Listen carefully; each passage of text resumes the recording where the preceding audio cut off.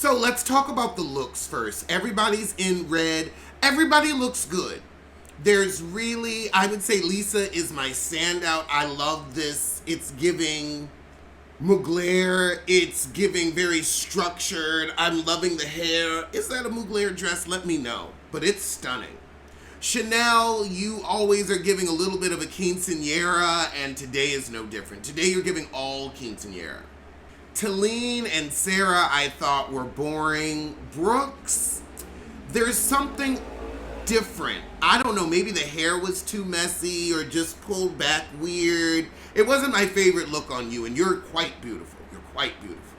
If you were nice, you'd look like a Disney princess, but you ain't nice, so you'd be the villain, but the pretty villain. So we got Chanel and Ion. So we have Ion and Lisa both next to Andy. Then fanning out, we have Talene and Brooks, and then Stanberry and Sarah at the end. Andy, you really ain't good at speaking Arabic. That was awful. I ain't saying I could do better, but that was pretty bad. You should have rehearsed more. Andy said, Stanberry looks stunning. Full facelift or how? She said they didn't lift my eyebrows, but it's called a full. Because they need to have some point of reckoning to move the rest of your face. Otherwise, it's just going to slide right up your skull. Just, oh. That's what you're going to do. Oh. I don't know where the noise came from. I imagine the facelift was silent, but I guess you probably would go, oh. Sarah told Andy, I'll give you an A for effort, but a B for your pronunciation. Sarah, why do you look so disheveled? I don't know if you were going for a wet look or whatnot, but you look like you slept in your hair. Andy asked Brooks, did you fly private? She said, I flew Emirates, but didn't Bravo pay for the ticket? Like, Bravo flew you there, so why would you ask what she flew when you flew? That's a business trip. She ain't paying for that. And that would be foolish for her, too. If you ain't gonna fly me in for the reunion, why have me? Or wouldn't it have made more sense to fly Andy over there? They have a camera crew over there. Andy ain't taking his gay ass over there. He's like, we gonna do it in New York. I wouldn't go to Dubai either. I'm not going nowhere. I'm illegal. So we revisit Lisa's read on Sheree and her fake labels. She's like, is that Alexander McQueen or Alexander Shear? We get the history of Ion and Lisa's friendship, and it's been a close 8 years. Child, even their husbands ain't friends no more. So we're gonna set an intention of healing. So first question up, Chanel, why'd you want to be friends with Stanberry after not liking her the first season? And she said, we was stuck on the plane together for 16 hours, so we had a drink and decided to chit and chat and really try to have a friendship. And not a friendship. They said they realized they both, spent their teenage years away from home, Ion modeling, Stanberry in boarding school, and they're both very independent, even though you apparently living off your sugar daddy, Michael. But we'll get to it. Brooks, what do you think about their friendship? I don't care about it. Really, Brooks? You seem to be very bothered this season. I don't like this makeup. They made your cheek look too big. I love you, but your cheek's too big. Can't take you cause your cheek's too big. Don't want you cause your cheek's too big. I mean, it almost looks like a bruise. I think he's talking to me, not you. You always gotta get that last word in.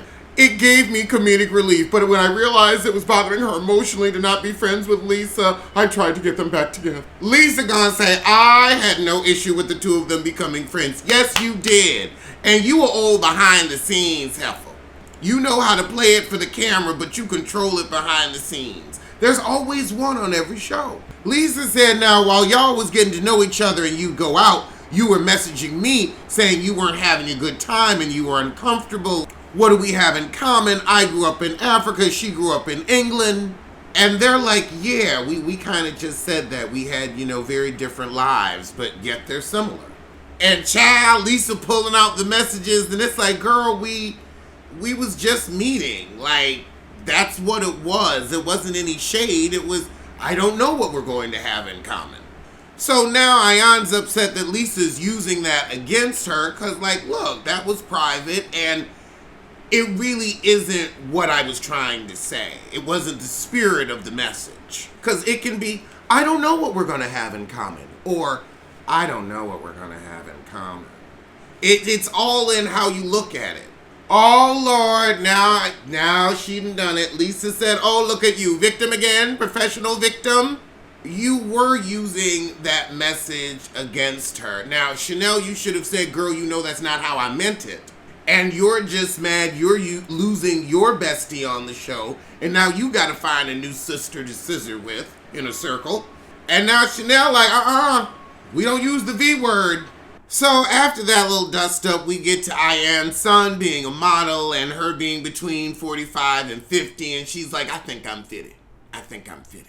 Stanberry says, well, there's a lot of ageism in the group, so I'm glad she was older than me. Well, it's not her fault, you just look old. Ha, Lisa said, because you guys don't act your age. I mean, I could get an interview with Lisa Stanberry at any time. Hold on, here she is right now. Hi, Lisa Stanberry. Hi, Alex Rogers, how are you? I'm good. This is what she looks like before the surgery. An old leathery wallet. Oh, God. So she got a full facelift at 48, and Andy said, isn't that a little young? I don't think so. Not with the way she was looking. And she said, I've been doing filler and Botox since 26. So, yeah, you had 20 years of fluids in there. Just percolating and germinating, festering and pickling. You're a formaldehyde woman. How do you ladies think Stanberry looks? I think she looks very fresh. No, who said that? That's my Brooks voice. Very fresh. And Lisa said, she looks okay. She looks okay. Lisa, you ain't shit. But then we get to the fact that Brooks was shading Ayan at Ayan's event because she kept talking about Tony Mulder put on the event. Tony Mulder, Ayan's business partner. But it was Ayan's event. Why you gotta try to stick it to somebody? Nobody calls the glass door your ex-husband's salon because he's the one who built it. Brooke said it wasn't shady, but then said it was funny shade to me. Girl, boom. I really love Tony. Then why would you shade Tony with the joke? Because it sounds like you didn't. It sounded like you were just trying to shade Ayan. You're inauthentic and insincere. Good point, Talene. You can't give credit to Tony by discrediting Ayan. Shut up! I'm not talking to you! Shut up! God, you just jumped to anger too quick. Very burly energy. So Andy asked Ayan about her FGM experience and how it's been, and she said it really put me into a depression. People were joking about it, and so for Lisa to say I'm a victim and I'm playing a victim, and Lisa's like, Ayan, this has nothing to do with that. She's like, I was talking about you was playing the victim in our situation, but what Ayan is saying is, don't use the victim word with me. I don't like it. And Lisa, you're missing that point, or are you being willfully obtuse? Lisa is doubling down. She said, in our situation, you play the victim, nothing to do with FGM. All right, they giving us you. You're saying it because you know it's gonna hurt me. No one on this couch can say, I never loved you. That's not what's in question. Now, I'm with Lisa on that. Now, where are we going with this? Now, Talene, she's the most rioted I got. Now, you see, Talene, why are you adding to Ayan's smoke screen and confusion? Lisa trying to hold her to the fire and be like, look, we ain't talking about that. We talking about this. But I'm also in agreement with Ayan. You know she doesn't like that word. Why are you using it? Lisa said, now, look, Talene, I was a good friend. My issues with her came from you. Talene said, are you gonna cry? Lisa said, I'm not gonna cry on you. That was weird. I had time to look for your moment. Okay, then Ayan said, a side effect of Ozempic is always crying. And Lisa said, well, honey, you introduced me to the Ozempic, so hold your horses, heifer. You were on it.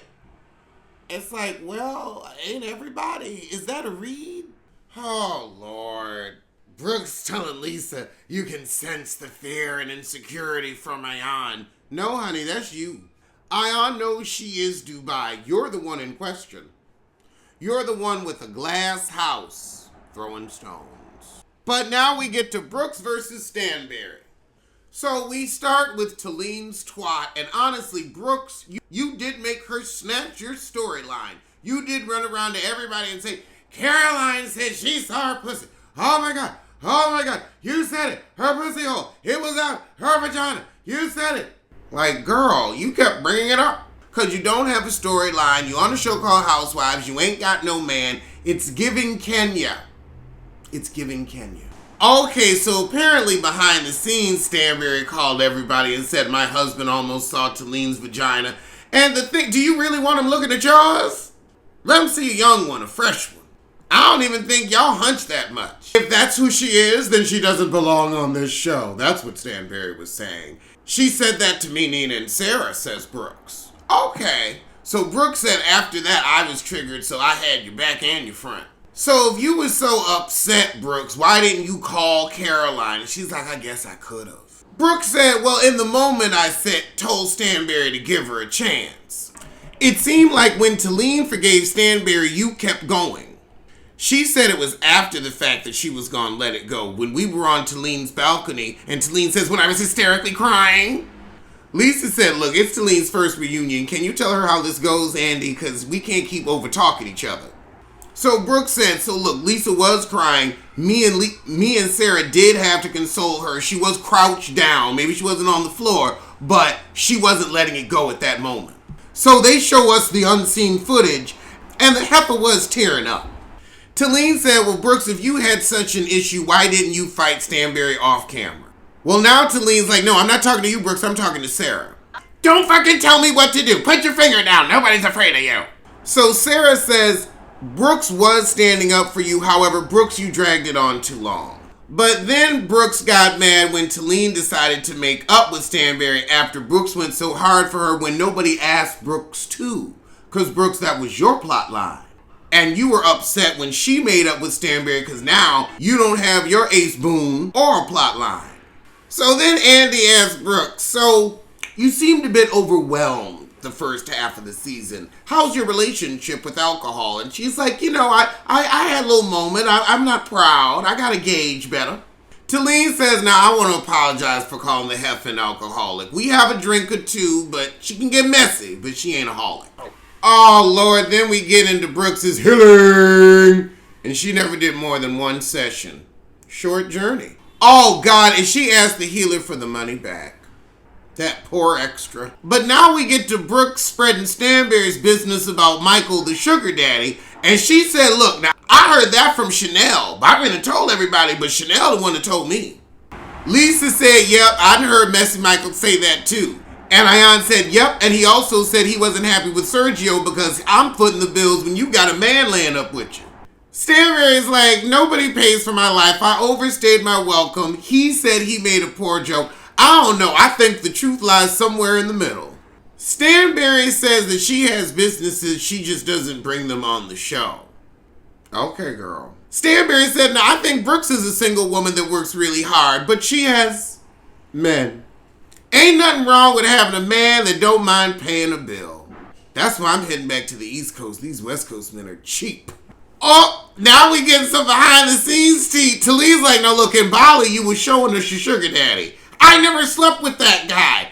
That doesn't make him any less of a sugar daddy. You just ain't giving some sugar up yet. But he knows there's some in the bowl. Ooh, oh no, Talene was the one calling him Shrek. Look, sometimes men that aren't the most conventionally attractive, you can be like, no, I find them cute. And if they're sweet and attentive, sometimes that's better than pretty. And also, ain't everybody looking at them. I could definitely see Brooks being like, I want to be the pretty one in the relationship. Oh, now Sarah's speaking up for the truth. She's like, now hold on, Lisa. You said that she sleeps with wealthy men too. And ain't nothing wrong with it. You single, enjoy yourself, date and date up. And now we get into Talene versus Brooks. Okay, so Andy asks, how did Brooks prepare you? And Talene, before Talene can open anything up, Brooks is on the defense. And Talene is like, look, she told me to watch Beverly Hills. She's the Housewives fanatic. And the thing is, it's okay to be interested in a show that you're on. Stop acting like, Oh, the approachment. I had no idea. I'd never even seen the show. You sound stupid. If you don't know what Housewives are, you don't belong on it at this point. So Talene said she wanted me to come in and take Lisa, Chanel, Stanberry, but not Sarah. She wanted me to come in blazing and take all you girls down. So now we get to Talene. Why did you fact check Brooke when she said Stanberry was talking about you and she wasn't? Brooke says, well, Talene, you told me to tell you when somebody was talking about you, so I did. Next question is, so are you actually Talene's friend or are you only her friend when she run up behind you? Because the second she challenges you, you in the win. She said not blindly follow me, but some basis of loyalty. But then we get to the begging accusations, and Talene said, well, apparently I asked 105 times, please let me on the show. Talene's like, she also put another name forward onto the show. Andy's like, it's not a crime to want to be on the show, and hell, that helps Brooks. She's got an ace boom. And Talene's like, yeah, that's fine, but for her to go to press and say, I begged. Girl, you so mad because you begged a little bit. It's okay. You wanted to get on. Did you just expect Talene to be your mouthpiece, Brooks? No, I don't want her to speak for me. But you want her to just back you up. However, some people say, well, Talene, you used Brooks to get on the show and then you ran over to Stanberry. Talene said, I didn't realize there were sides. You a lying heifer. There were definitely sides. And so we end it with the dust-up that Brooks had with Talene's husband, who's her old friend. And Lisa butts in, and Talene is like, yep, Lisa, that's what you do, because this had nothing to do with you, yet you magically decide to jump into this conversation. And Lisa, it really didn't have anything to do with you. He said, you're not going to throw my wife under the bus. And any husband is not going to let somebody else throw his wife under the bus, man, woman, or child. Well, that was a good reunion, and I'ma see you soon.